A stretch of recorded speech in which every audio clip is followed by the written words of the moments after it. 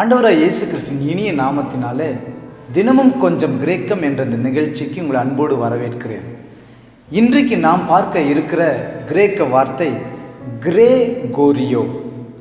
கிரேகோரியோ என்றால் விழித்திருத்தல் என்ற அர்த்தம்.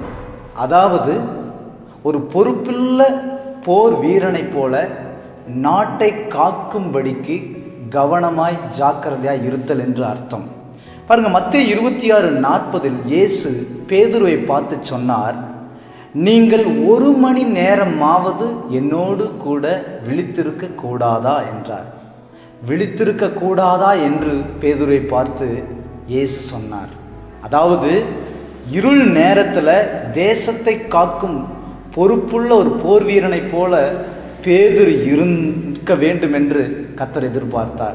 அந்த இடத்துல 2 விஷயம். ஒன்று, இயேசு மரணத்துக்கு எதுவான துக்கம் கொண்டிருந்தார். 2, சீசர்களை சோதிக்கும்படி பிசாசும் வந்து கொண்டிருந்தான். ஒருவேளை பேதுரு இந்த பொறுப்புள்ள இந்த விழித்திருந்து ஜெபிக்கிற பணியை செய்திருந்தால் அவரும் மறுதளித்தோ அல்லது சபிக்க சத்தியம் பண்ணவோ செய்திருக்க மாட்டார் என்று நான் நம்புகிறேன். பாருங்க, இந்த நாளில் கூட நம்ம கூட 1 பேதுரு 5ஆம் அதிகாரத்தில் பேதுரு சபைக்கு அவர் எழுதியிருக்கிறார்.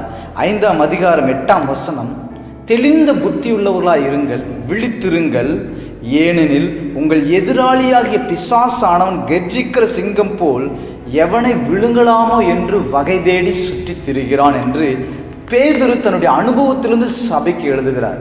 ஆக விழித்திருக்க வேண்டிய காலகட்டம்.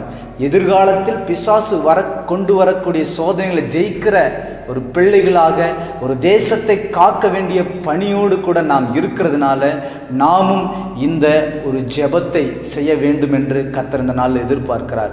ஆகவே விழித்திருப்போமா? ஒரு பொறுப்புள்ள போர் வீரனைப் போல இந்த தேசத்தை காக்கும்படி ஜெபிப்போமா? கர்த்தர் இந்த வசனத்தின்படி உங்களை ஆசீர்வதிப்பாராக. கிரேகோரியோ என்றால் விழித்திருங்கள் என்ற அர்த்தம். நாம் விழித்திருப்போம். கர்த்தர் உங்களை ஆசீர்வதிப்பாராக. நன்றி.